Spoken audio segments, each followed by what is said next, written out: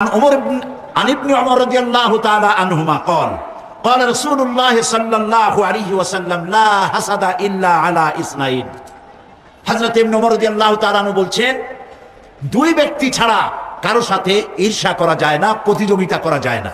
সে দুই ব্যক্তিকে, এক ব্যক্তি হচ্ছে রাজুলুন আতাহুল্লাহুল কুরআন ফাহুয়া ইয়াকুমু বিহি আনা আল-লাইলি ওয়া আনা আন-নাহার। আল্লাহ যাকে কোরআনের ইলম দিয়েছেন এবং সেই কোরআনের ইলম দিয়ে নিজেকে প্রস্তুত করেছে, এই কোরআনের দাওয়াত মানুষকে দেয় এবং কোরআন প্রতিষ্ঠার আন্দোলনে নিজেকে শরীক করেছে, তার সাথে হাসাদ করা যায় যে আমি ওর মতো হইলাম না কেন, ওর মতো আমার হওয়া উচিত। আরেক ব্যক্তি হচ্ছে ওয়ারাজুলুন আতাহুল্লাহু মালান ফাহুয়া ইউনফিকু মিনহু আনা আল-লাইল ওয়া আনা আন-নাহার। আর যে ব্যক্তিকে আল্লাহ পাক ধনসম্পদ দান করেছেন, এই ধনসম্পদ দিয়ে সে আল্লাহর দ্বীনকে প্রচার করার জন্য আল্লাহর রাস্তায় খরচ করতেছে, তার মতো হওয়ার জন্য প্রতিযোগিতা করা যায়, তার মতো হওয়ার জন্য প্রচেষ্টা করা যায়, হাসাদ করা যায় তার সাথেও। নবী করিম সাল্লাল্লাহু আলাইহি ওয়াসাল্লাম আরো বলছেন, আন ওমর ইবনুল খাত্তাব রাদিয়াল্লাহু তাআলা আনহু قال رسول الله صلى الله عليه وسلم إن الله يرفع بهذا الكتاب أقواما ويدعو به آخرين। আল্লাহ তাআলা এই কোরআনের কারণেই, এই কোরআন দিয়েই কোন জাতিকে আল্লাহ তাআলা উন্নত করেন, আবার এই কোরআনের কারণেই কাউকে অধপতিত করেন। এই পৃথিবীতে যারা মুসলমানেরা যখন পৃথিবীতে সুনাম অর্জন করেছিল, পৃথিবীতে যখন তারা মাথা উঁচু করে দাঁড়িয়েছিল, সেটা কোরআনের বরকতেই। আর যখন কোরআন থেকে তারা দূরে সরেছে, তখনই তাদের উপরে এসেছে আল্লাহর গজব। এটা ঠিক কিনা বলুন? সুতরাং আমাদের বিজয় নির্ভর করে কোরআন ভিত্তিক জীবন যাপনের উপরে। ইতিহাস সাক্ষী, মুসলমানেরা যতদিন কোরআনের সাথে ছিল, আল্লাহ তাদেরকে বিজয় দিয়েছেন। আর কোরআন থেকে দূরে এসেছে, তখন থেকে তাদের উপরে আল্লাহর রহমত তাদের উপর থেকে চলে গিয়েছে। আমি গত অগস্ট মাসের প্রথম সপ্তাহে আমার স্পেন সফর ছিল। আমি স্পেনের বহুত ওয়াজ করেছি, কিন্তু স্পেন আমি চোখে দেখি নাই।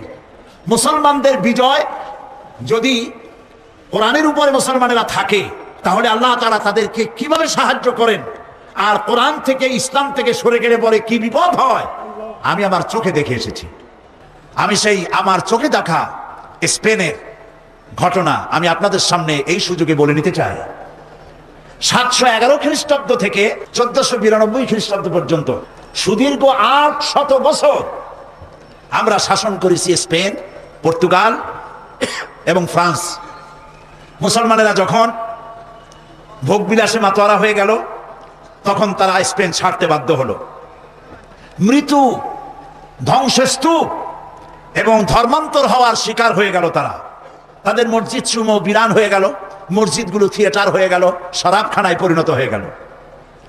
দীর্ঘ 500 বছর পর, মুসলমানেরা স্পেন ছাড়ার 500 বছর পর গ্রানাডায় একটি মসজিদ তৈরি করা হলো।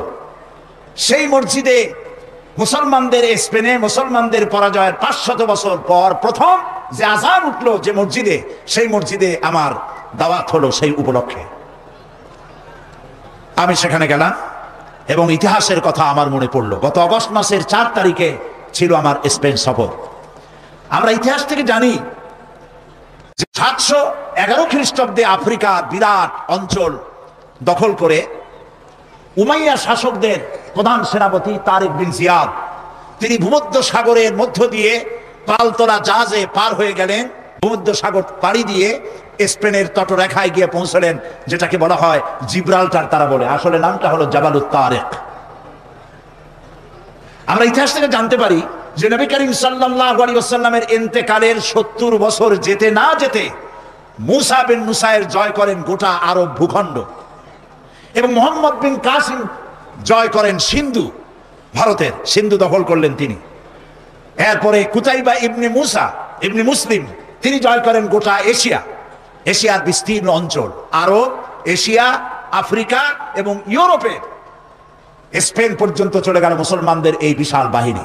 প্রিয় ভাই সব, জাবালুত তারিক পার হয়ে উমাইয়াদের সেনাপতি যখন স্পেনে পৌঁছে গেলেন, তিনি সাথীদেরকে বললেন, জাহাজগুলো টেনে কুলে উঠাও। জাহাজগুলো টেনে কুলে উঠানো হলো। তার সেই ভাষণ আরবি সাহিত্যে স্বর্ণাক্ষরে লেখা থাকবে। তিনি বললেন, আইয়ুহাল ইখওয়ান আল বাহরু মিন ওয়ারাইকুম ওয়াল আদুবু আমামাকুম ফাইনাল মাফার। জাহাজগুলি তো সব পুড়িয়ে দেওয়া হলো, এখন তোমরা যাবে কোথায়?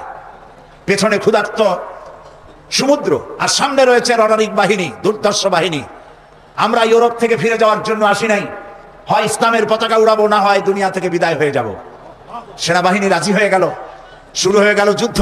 এবং এই যুদ্ধে আল্লাহ রাব্বুল আলামিন মুসলমানদেরকে বিজয় দান করলেন। পুরা স্পেন দখল হলো, পর্তুগাল দখল হলো, পুরা ফ্রান্স দখল হয়ে গেল মুসলমানদের।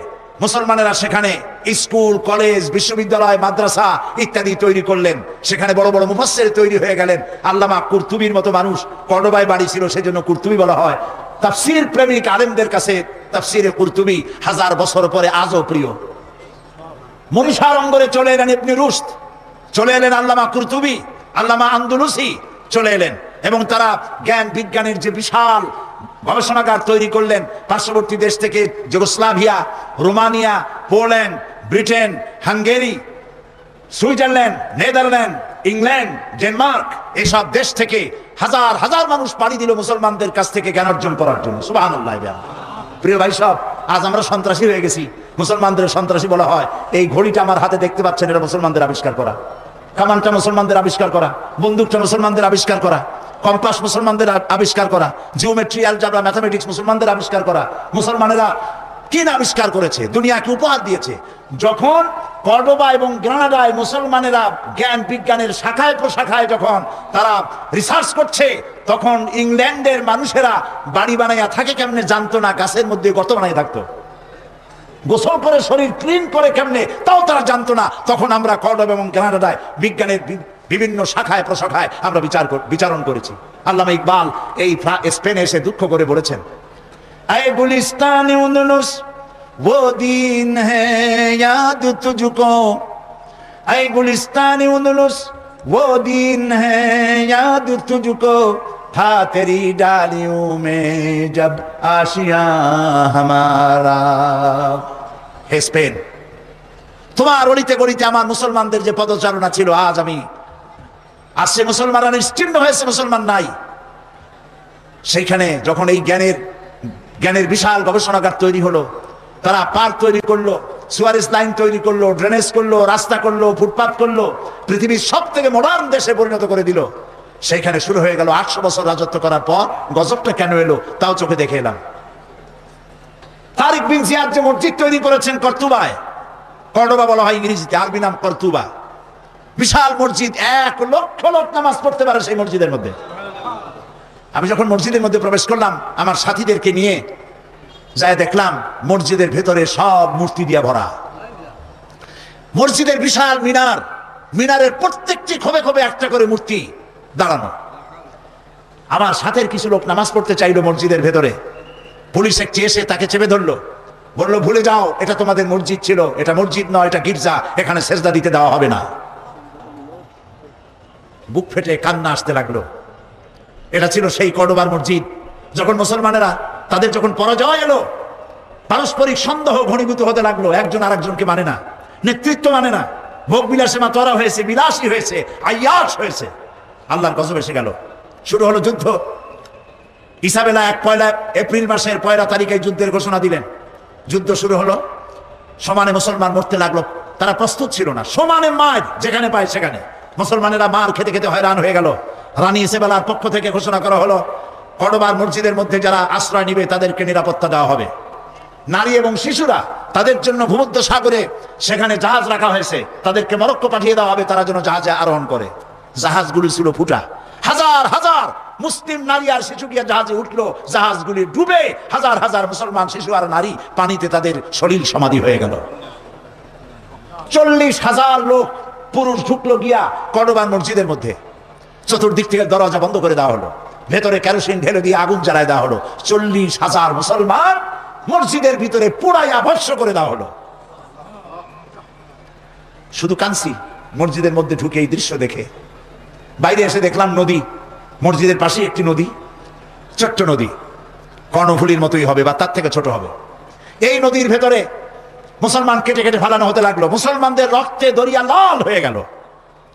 পাশে ছিল লাইব্রেরি, মুসলমানেরা গবেষণা করতো যে কিতাব, সেই সব কিতাব, হাদিস, দর্শন, বিজ্ঞান সব বই ফেলে দেওয়া হলো।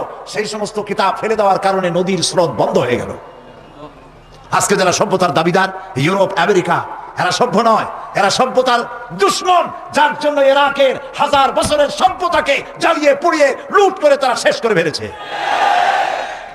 এরা সভ্যতার দাবি করে, আসলে তারা সভ্য নয়। প্রিয় ভাই সব, যেদিন এই মুসলমানদেরকে আগুনে পোড়ায় মারা হয়, সেই দিনটা ছিল 1 এপ্রিল, এপ্রিল ফুল। আমার দেশের মুসলমানের আজ শিক্ষিত কলেজে, ইউনিভার্সিটিতে, স্কুলে শিক্ষিত মহল এপ্রিল ফুল হিসেবে 1 এপ্রিলকে উদযাপন করে থাকে, করে না? করে কিনা বলেন? ঘটনাটা এরকম যে এক লোক বাজার দিয়ে আসছে, এসে বলছে, দৌড়াচ্ছে আর বলছে, ভাই মানির মান আল্লাহই রাখে। লোকেরা জিজ্ঞেস করলো, কেন দৌড়াও আর কেমনি মানির মান আল্লাহ রাখলো? কয় যে আমি আর বাবা দুজনে গেছিলাম হাটে, লোকেরা আমার বাপেরে ধরিয়া জুতা দিয়ে এমন পিটাইলো, আমারে কিচ্ছু কয় নাই, মানির মান আল্লাহই রাখে। যেদিন মুসলমানদেরকে পোড়ানো হলো কর্ডোবার মসজিদের মধ্যে, আর মুসলিম নারী আর শিশুকে ফুটা জাহাজে উঠাইয়া ভূমধ্য সাগরে ডুবিয়ে মারা হলো, সেই দিনটা ছিল 1 এপ্রিল। সেই এপ্রিল ফুল পালন করে আমার দেশের যুব সমাজ, পালন করে তথাকথিত শিক্ষিত সমাজ। নাউজুবিল্লাহ মিন যালিক। প্রিয় ভাই সব, আমি মাদ্রিদে প্রোগ্রাম করে তাদেরকে বললাম যে এই 2 জায়গা আমাকে দেখাতেই হবে। বিশাল দেশ, আল্লাহ কত নিয়ামত সেখানে দিয়েছেন। 645 কিলোমিটার মাদ্রিদ থেকে কর্ডোবা, কর্ডোবা থেকে 280 কিলোমিটার গ্রানাডা, আর গ্রানাডা থেকে 270 কিলোমিটার হচ্ছে মাদ্রিদ। প্রায় 1300 কিলোমিটার জায়গা, ফজর থেকে নিয়ে রাত 12টা পর্যন্ত। আবার রাজধানীতে ফিরে সেই সব জায়গা দেখে এলাম। সেই মসজিদে গেলাম, যেই মসজিদে আজান হয়েছে 500 বছর পর। স্পেনের মধ্যে 500 বছরের ভিতরে বাইরে কোনো আজান দেওয়ার আইন ছিল না, বন্ধ করে দেওয়া হয়েছে। মুসলমানেরা সেখানে কেস করলো, বহু মামলা করে, 22 বছর মামলা করিয়া একটা ছোট্ট জায়গা পাইলো। তার পাশে আবার একটা বিশাল গির্জা, জানতে পারলাম ওইটা গির্জা না, ওটাও মুসলমানদের তৈরি করা মসজিদ ছিল, সেটার বানাইছে তারা গির্জা। সমস্ত মসজিদগুলি শরাবখানা, থিয়েটার আর সিনেমায় পরিণত করেছে তারা। 22 বছর মামলা করে একটি ছোট্ট মসজিদ বানালো। সৌদি আরবিয়া এবং ইউনাইটেড আরব আমিরাটস এদেরকে টাকা দিল, $4,50,00,000 দিয়ে এই মসজিদটা নির্মাণ হলো। মসজিদে নামাজ পড়তে লোক আসলো মাত্র 1.5 কাতার কি 2 কাতার। শুনলাম আজ আর স্পেনে মুসলমান নাই। প্রায় 5 কোটির মতো লোক বাস করে স্পেনে, সেখানে মুসলমানদের সংখ্যা 25,000-এর মতো, সব বহিরাগত, স্থানীয় মুসলমান কেউ নাই। আর 1 এপ্রিল যখন আসে, তখন স্প্যানিশরা লম্বা লম্বা জামা গায়ে দিয়া, মুখে নকল দাড়ি রেখা, মাথায় টুপি আর রুমাল পরিয়া তারা সারা রাত মদ খায় আর নাচে। আজকের এই দিনে আমরা মুসলমানদেরকে তাড়াই দিতে পেরেছিলাম। প্রিয় ভাই সব, আজকে সেই মুসলমানদের যে বিরাট পতন হলো, সেই পতনের কারণ ছিল কোরআন শরীফের দাওয়াত দেওয়া থেকে, তাওহীদের দাওয়াত থেকে তারা নিজেদেরকে দূরে সরিয়ে ফেলেছিল। তারা তাওহীদের দাওয়াত দেয়নি, তারা মানুষকে কোরআনের দিকে আকৃষ্ট করেন এই ক্ষমতার উপরে টিকে থাকার জন্য বিলাসী জীবন যাপন করেছে। আবু আবদেল ছিল তাদের শেষ রাষ্ট্রপ্রধান। যখন যুদ্ধ শুরু হলো, সে দৌড়াচ্ছিল, তার মায়ের কাছে গিয়ে কাঁদতেছিল। মা বলল, তোমার বাবারা, তোমার বাপ দাদারা এই দেশ দখল করেছিল বুকের রক্ত দিয়া, আর তুমি বুকের রক্ত দিয়ে এ দেশকে রক্ষা করতে পারলে না। এই নাও আমার হাতের চুরি বলিয়া আফ্রিকার জঙ্গলে গিয়া পালায় যাও। আমার জন্য খুব ভালো হতো যদি তোমার মুখ আমি না দেখতে পারতাম আমার মরার আগে। প্রিয় ভাই সব, এ ছিল মুসলমানদের করুণ ইতিহাস। কিন্তু মুসলমানদের মূল ইতিহাস ছিল যে কোরআন যখন এসেছিল, আল্লাহ তাআলা বলেছেন, قد جاءكم من الله نور وكتاب مبين। আমি আল্লাহর পক্ষ থেকে তোমাদের জন্য এসেছে আলো, আমি তোমাদেরকে একটা আলো দিয়েছি। ওয়া কিতাবুম মুবিন, আর সুস্পষ্ট একখানা কিতাব আমি তোমাদেরকে দিয়েছি।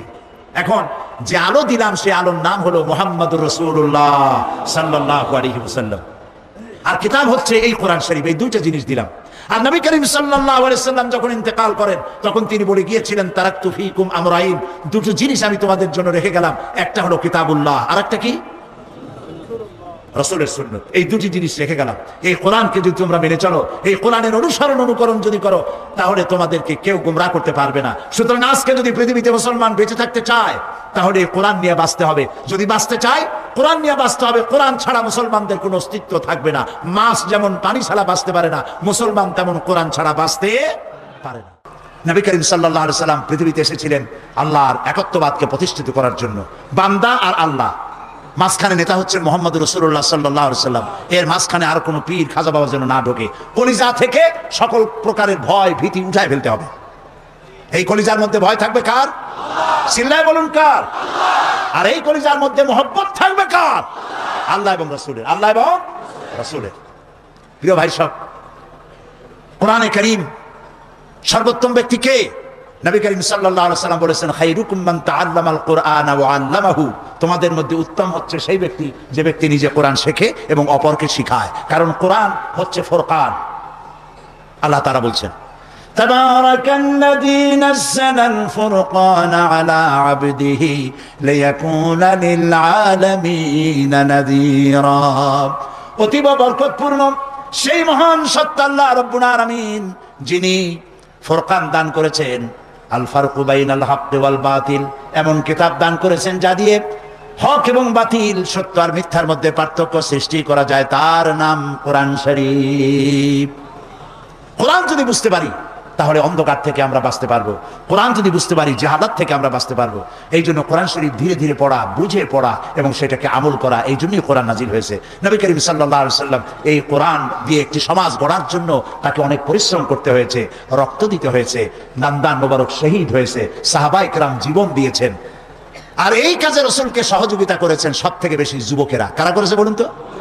আজকে তাকায় দেখেন আপনার ডানে আর বামে, আপনার ডানে আর বামে তাকায় দেখেন তো কারা কারা বেশি? যুবকেরা বেশি। নবী করিম সাল্লাল্লাহু আলাইহি ওয়াসাল্লাম বলেছেন, উসিকুম বিশ-শাবাবি খায়রা ফাইন্নাহুম আরাক্কু আফিদা লাকাদ বাআসানি আল্লাহু বিল হানিফিয়্যাতি সামহা ফাহালাফানি আশ-শাবাব ওয়া খালাফানি আশ-শুয়ুখ। নবী করিম সাল্লাল্লাহু আলাইহি ওয়াসাল্লাম বলেছেন, উসিকুম বিশ-শাবাবি খায়রা, আমি তোমাদেরকে নসিহত করছি তোমরা যুবকদের ব্যাপারে কল্যাণকামী হবে। কোরআনের ঝান্ডাকে বুলন্দ করার জন্য রক্ত দিতে পারে কারা? বলেন কারা? রাসূলের হাদিস, রাসূলুল্লাহ বলছেন যুবকদের ব্যাপারে তোমরা কল্যাণকামী হও। আর আমি পৃথিবীতে এসেছি উদারতা সহকারে, আল্লাহর দ্বীন নিয়ে পৃথিবীতে এসেছি। এই আমার আল্লাহর দেওয়া এই বিধান কায়েমের জন্য যুবকেরা আমাকে সাহায্য করেছে আর বিরোধিতা করেছে বুড়োরা। আজকে মাহফিলে যারা বৃদ্ধ আছেন তাদের কিন্তু শঙ্কিত হওয়ার বা লজ্জা পাওয়ার কোনো কারণ নেই। আমিও আপনাদের দলে, আমরা ওই যৌবনকাল কাটায় আসছি, ঠিক কিনা? ঠিক কিনা? যৌবনকালটা যদি আল্লাহর জন্য কাটায় আসতে পেরে থাকি তাহলে সেখানে আল্লাহ তাআলা আমাদেরকে অবশ্যই পুরস্কৃত করবেন ইনশাআল্লাহ। বলি ইনশাআল্লাহ। আমরা যদি ইতিহাসে উচ্ছল প্রাণবন্ত বাংলার দামাল ছেলে যুবক যাদেরকে আমি দেখতে পাচ্ছি এই তাওহীদের ঝান্ডা নিয়ে যদি তারা ঝাঁপায় আসে, ময়দানে এগিয়ে আসে, তাহলে অবশ্যই বাংলাদেশে কোরআনের রাজ কায়েম হবে ইনশাআল্লাহ।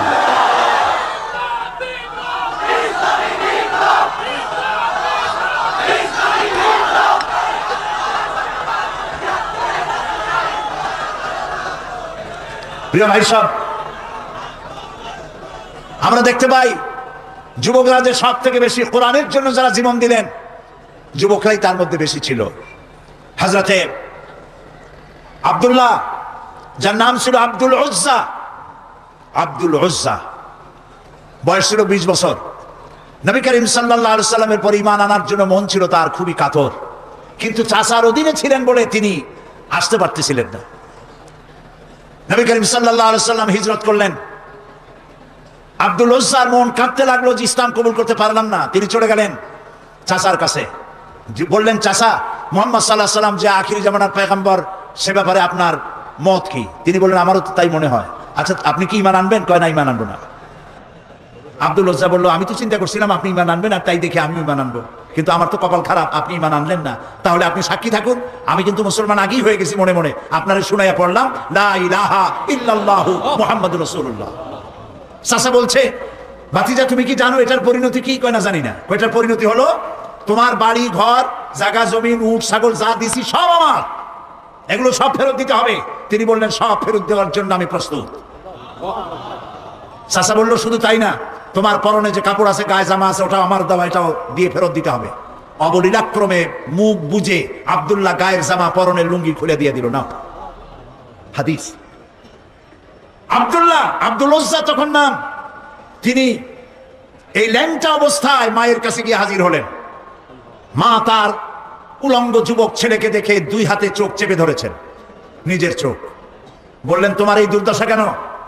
ছেলে বলল, মা, ঈমান আনতে গিয়ে সব হারাইছি, কিন্তু ঈমান হারাই নাই। তুমি আমার কাছে কি চাও?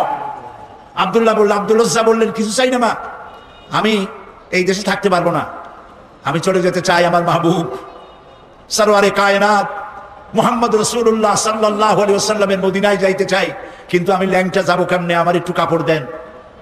মা বললো আমার কাছে তো অতিরিক্ত কাপড় নাই, আছে একটা ছেঁড়া কম্বল, দেন সেইটা। ছেঁড়া কম্বলটা পরলেন, সেটা হাঁটু ঢাকলো না। এই অবস্থায় পায়ে হেঁটে দিনের পর দিন খেয়ে না খেয়ে যুবক আব্দুল উজ্জা চলে গেলেন মসজিদে নববীতে।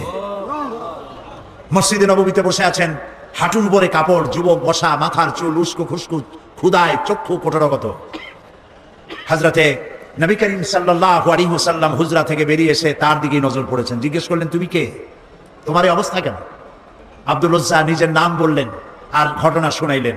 নবী করিম সাল্লাল্লাহু আলাইহি ওয়াসাল্লাম বললেন, তোমার নাম আব্দুল উজ্জা নয়, তোমার নাম আব্দুল্লাহ। আসহাবে সুফফা তাদেরকে বললেন, একে কোরআন শরীফ শিখাও। আসহাবে সুফফা তাকে কোরআন শরীফ শিখাইতো এবং তিনি কোরআন শরীফ চিল্লায় চিল্লায় পড়তেন, জোরে জোরে পড়তেন। আসহাবে সুফফা নবী করিম সাল্লাল্লাহু আলাইহি ওয়াসাল্লামকে অভিযোগ করলেন যে তার চিল্লানির জ্বালায় আমরা ঘুমাইতে পারি না।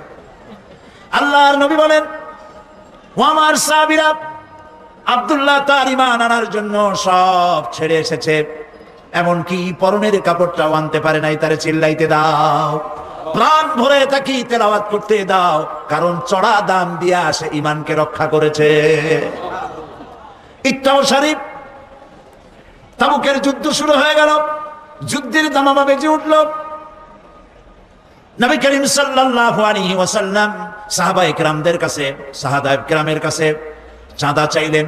রোমানদের বিরুদ্ধে যুদ্ধ হবে, যার কাছে যা আছে নিয়ে আসো। সবাই দিতে লাগলো, সোনা দিল, দানা দিল, অস্ত্র দিল, টাকা দিল, পয়সা দিল, সব নবীজির সামনে স্তূপ হয়ে গেছে। নবীজিকে ওপাশ থেকে দেখা যায় না। আল্লাহর নবী বললেন, তোমরা তো সবাই দিলে, কিন্তু আবু বকর কোথায়, তারে তো দেখি না। হযরত আবু বকর রাদিয়াল্লাহু তাআলা আনহু একটি খুঁটির আড়ালে দাঁড়ানো ছিলেন, সেখান থেকে তিনি বেরিয়ে আসলেন। হাতে একটা ছোট্ট টোপলা ছিল, তিনি তা ধরিয়ে দিলেন নবীর হাতে। নবীজি টোপলাটার মুখ ছেড়ে যখন ঢাললেন, দেখা গেল তার থেকে বেরিয়ে এসছে কয়েক কেজি গম আর কিছু দিরহাম। হযরতে নবী করিম সাল্লাল্লাহু আলাইহি ওয়াসাল্লাম হযরত আবু বকরের চেহারার দিকে তাকিয়ে দেখেন, হযরত আবু বকরের চোখ থেকে পানি পড়ে দাড়ি মোবারক ভিজে ভিজে পড়ছে। নবীজি প্রশ্ন করলেন, আবু বকর? হযরত নবীজি সমস্ত সাহাবীদের দিকে তাকায় বললেন, ও আমার সাহাবীরা, রোমানদের বিরুদ্ধে লড়াই করার জন্য তোমরা যত যা কিছু আজ সাহায্য করেছো, সকল সাহায্যের চাইতে আবু বকরের দান আল্লাহর কাছে বেশি মর্যাদা হয়ে গেছে। তাদের ধারণা হলো, তা কেমনে হলো, এত এত দিলাম। নবীজি জিজ্ঞেস করলেন, ওমর কত দিছো, বাড়ি কত? ওসমান কত দিছো, বাড়ি কত? সবাই বললো, এত এত দিছি, বাড়ি এত এত আছে। সবশেষে নবীজি হযরত আবু বকর রাদিয়াল্লাহু তাআলা আনহুকে প্রশ্ন করলেন, আবু বকর তুমি কত দিয়েছো আর বাড়ি কত আছে? হযরত আবু বকর রাদিয়াল্লাহু তাআলা আনহু বললেন, ইয়া রাসূলুল্লাহি, আবু বকরের ঘরে জাগতিক সম্পদ বলতে যা বুঝায় সব এনে নবীজির কদম মোবারকে হাজির করে দিয়েছি। আমি আবু বকরের ঘরে আল্লাহ এবং রাসূল ছাড়া কোনো জিনিস আর এখন বাকি নাই। নবীজি ৩০,০০০ সৈন্য নিয়ে আগালেন জিহাদের জন্য। প্রতিমধ্যে হযরতে আব্দুল্লাহ নবীজির সামনে এসে দাঁড়ালেন, বললেন, ইয়া রাসূলুল্লাহ, আমি আমার নজরে তাকায় দেখলাম সাহাবায়ে কেরাম যার কাছে যা ছিল সব আপনার পায়ের উপরে, আপনার কদম মোবারক উৎসর্গ করেছে। আমার কিছু নাই, এই যুদ্ধে কিছুই দিতে পারলাম না। আমি শুধু দোয়া চাই, হে রাসূল, আমার সবচাইতে প্রিয় জীবনটা যেন এই জিহাদে আমি দান করে দিতে পারি। প্রিয় ভাইয়েরা আমার, নবীজি বললেন, একটা গাছের ছাল নিয়ে আস। একটা গাছের ছাল আনা হলো।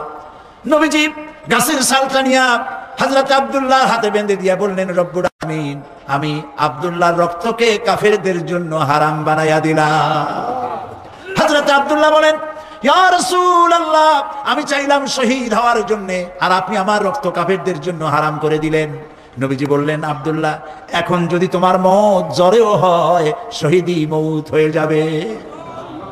নবী করিম সাল্লাল্লাহু আলাইহি ওয়াসাল্লাম রোমানদের সাথে লড়াই করার জন্য চলে গেলেন তাবুকে। রোমান সৈন্যরা যখন শুনেছে যে আল্লাহর নবী নিজে আসতেছেন আর তার সাথে রয়েছে ৩০,০০০ সৈন্য, ২ লক্ষ কাফের সৈন্য সমানে পালাইছে উল্টা দিকে, জিহাদের ময়দানে আর আসে নাই। রাসূলুল্লাহ তাবুকে পৌঁছে গেলেন। ২০ দিন এখানে তিনি অপেক্ষা করলেন। একদিন নবীজির কানে খবর এলো, কেউ এসে খবর দিলেন, ইয়া রাসূলুল্লাহ, আপনি যে আব্দুল্লাহকে মহব্বত করেছিলেন, গাছের ছাল পরায় দিয়েছিলেন, সেই আব্দুল্লাহ কয়েকদিন জ্বরে ভুগে এই গত রাত্রেই ইন্তেকাল করেছেন। নবীজি বললেন, তাকে দাফনের ব্যবস্থা করো। কাফন পরানো হলো, দাফনের ব্যবস্থা করা হলো। কবরের ভিতরে একজন নামলেন, আর দুইজন বহন করে নিয়ে এলো লাশ। একজনে একটা বাতি ধরায় রাখলো, রাতের বেলায় টিম টিম করে বাতি জ্বলে। আর দুইজন বহন করে নিয়ে এলো লাশ। একজনে একটা বাতি ধরায় রাখলো, রাতের বেলায় টিম টিম করে বাতি জ্বলে। যিনি কবরে নেমেছেন তিনি বলছেন, তোমরা যে লাশ বহন করে আনতেছো, এই লাশের প্রতি তোমাদের ভাইয়ের প্রতি আদব করো, যত্ন করো, সম্মান করে নিয়ে এসো, আদবের সাথে নামাও। যিনি কবরের ভেতরে বসে এই লাশ ধরলেন তিনি আর কেউ নয়, বিশ্বনবী মুহাম্মদুর রাসূলুল্লাহ সাল্লাল্লাহু আলাইহি সাল্লাম নিজে কবরে দাঁড়ায়া লাশ নামাইয়া দিলেন। যারা লাশ বহন করে আনলেন তারা ছিলেন হযরত আবু বকর, হযরত ওমর রাদিয়াল্লাহু তাআলা আনহুমা। যিনি বাতি ধরিয়ে রাখছিলেন তিনি হযরত বেলাল। নবী করিম সাল্লাল্লাহু আলাইহি সাল্লাম নিজ হাতে আব্দুল্লাহকে শোয়াই দিয়া কবরের উপরে সে মাটি দিয়ে নবীজি দুই হাত আল্লাহর দরবারে উঁচু করে বলেন, রব্বুল আলামিন, এই কবরের মধ্যে আব্দুল্লাহকে শোয়াই দিলাম। আজকের সন্ধ্যা পর্যন্ত আমি তোমার রাসূল আব্দুল্লাহর উপরে রাজি ছিলাম, আল্লাহ তুমি আব্দুল্লাহর উপরে রাজি আর খুশি হয়ে যাও। হযরত আব্দুল্লাহ ইবনে মাসউদ রাদিয়াল্লাহু তাআলা আনহু সেখানে দাঁড়ানো ছিলেন।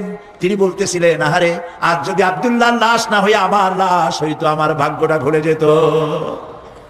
প্রিয় ভাইয়েরা আমার, যারা আল্লাহর দ্বীনের জন্য জীবন দিলেন তারা যুবক ছিলেন। এই যুবকেরা আল্লাহর দ্বীন প্রতিষ্ঠার জন্য স্ত্রীর মায়া ভুলে গিয়েছে, মায়ের মায়া ভুলে গেছে, বাপ মায়ের মায়া ভুলে গেছেন। কোরআন প্রতিষ্ঠার জন্য জান মাল সকল কিছুকে উৎসর্গ করে তারা ময়দানে নেমেছেন। এই রক্তের উপর ইসলামের পতাকাকে আল্লাহ উড্ডীন করে দিয়ে মদিনায় আল্লাহ দ্বীন প্রতিষ্ঠা করে দিয়েছিলেন। আর যদি পৃথিবীর দ্বিতীয় বৃহত্তম মুসলিম দেশ, এই দেশে যদি আমরা কোরআনের পতাকাকে উড্ডীন করতে চাই, তাহলে যুবকদেরকে ময়দানে আগায় আসতে হবে, যুবকদেরকে এগিয়ে আসতে হবে। তাওহীদ এবং বিদআত, তাওহীদ এবং তাওহীদকে প্রতিষ্ঠিত করার জন্য শিরক এবং বিদআতকে নির্মূল করে দিয়ে আল্লাহর দ্বীন প্রতিষ্ঠার জন্য আগায় আসতে হবে। তাহলে আশা করা যায় পৃথিবীতে এই গোটা বিশ্বের ভিতরে দ্বিতীয় বৃহত্তম মুসলিম দেশ, এদেশে আল্লাহর কালেমার পতাকা একদিন উড়বেই উড়বে ইনশাআল্লাহ। আমরা কি সেই আল্লাহর দ্বীনের পতাকা, কোরআনের পতাকা আমাদের দেশে উঠুক, এটা কি আমরা চাই? বলেন, এটা কি আমরা চাই? প্রিয় ভাই সব, কোরআনের আইন প্রতিষ্ঠার জন্য শুধু ওয়াজ শুনলে হবে না, আন্দোলনের শরীক হতে হবে। রাজি আছেন আপনারা? কোরআন প্রতিষ্ঠার আন্দোলনে শরীক হতে হবে। কোরআন যারা প্রতিষ্ঠা করতে চায় তাদের সাথে শরীক হতে হবে। অনেকে বলে যে এত দল আমরা কোন দিকে যাব? বলেন এরকম, ইসলামের অনেকগুলি দল, আমরা কোন দিকে যাব? এরা খুব চালাক মানুষ। এত দল তাতে আপনার দরকার কি? আপনি যখন আপনার যখন অসুখ হয় তখন ডাক্তারের কাছে যান রুগী আপনার অসুখ দেখাইতে। এই কথা তো বলেন না যে এত ডাক্তার চট্টগ্রাম শহরে, গিন্নার চোটে কোনো ডাক্তারের কাছে যায়নি। এটা আপনারা বলেন নাকি? কেস হয়েছে, মামলা হবে, এই মামলার জন্য উকিল ধরতে হবে। এখন আপনি দেখেন এত উকিল, কাজে কোনো উকিলের কাছে যাবো না, এরকম কোনো পাগলে করে নাকি? দল অনেক আছে, তাতে কি হয়েছে? সেই দলের সাথী আপনারা হন, আপনাকে বেছে নিতে হবে ভালো উকিল। مولاي صل وسلم دائما أبدا على